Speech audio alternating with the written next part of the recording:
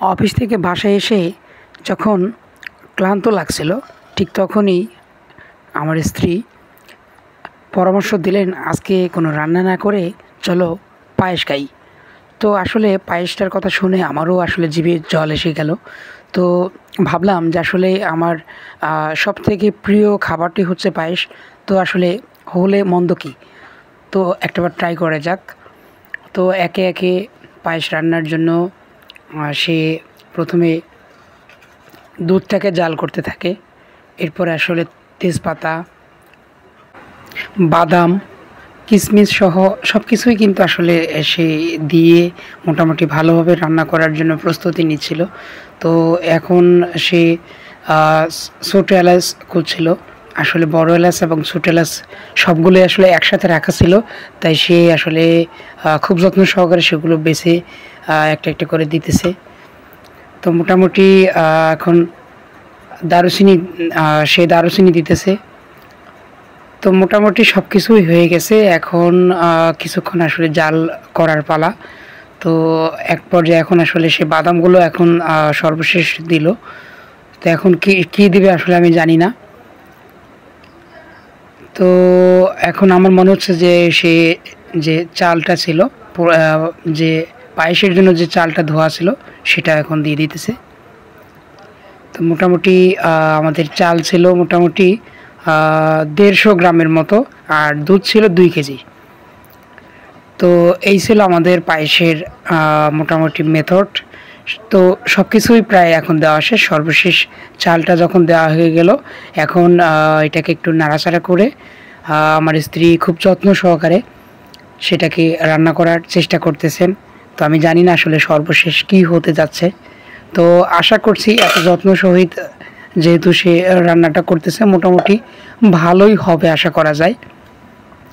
তো দেখতে থাকুন এবং পুরো ভিডিওটা আপনারা আশা করছি সম্পূর্ণ দেখবেন।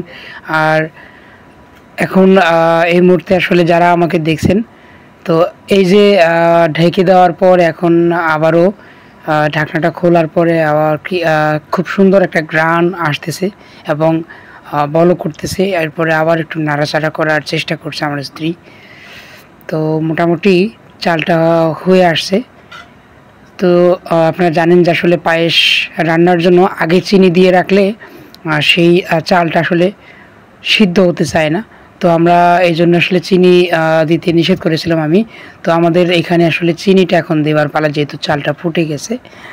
তো এখন চিনিটা দেওয়া হচ্ছে।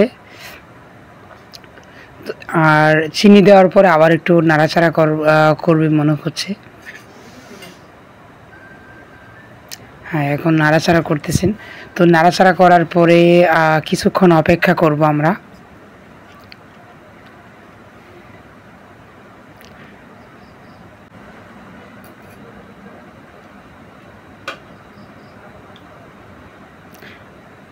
তো ফাইনালি নাড়াচাড়া করার পরে আবারও সে দেখতেছে আসলে কতটুকু হয়ে আসতেছে। মোটামুটি খুব ভালো লাগতেছে। জানি না আসলে স্বাদটা কেমন হতে পারে।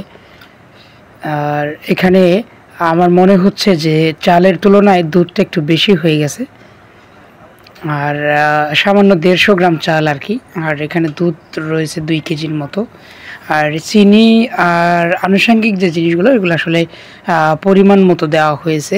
তো আপনারা চাইলে বাসায় নিজেরা নিজেদের মতো করে রান্না করে খেতে পারেন। তো আমাদের এরকমটাই থাকে যে 2 কেজি চাল হলে 100 গ্রাম বা 200 গ্রাম বা 150 গ্রাম চাল দিয়ে 2 কেজি দুধের মধ্যে সুন্দর একটা পায়েস রান্না হয়।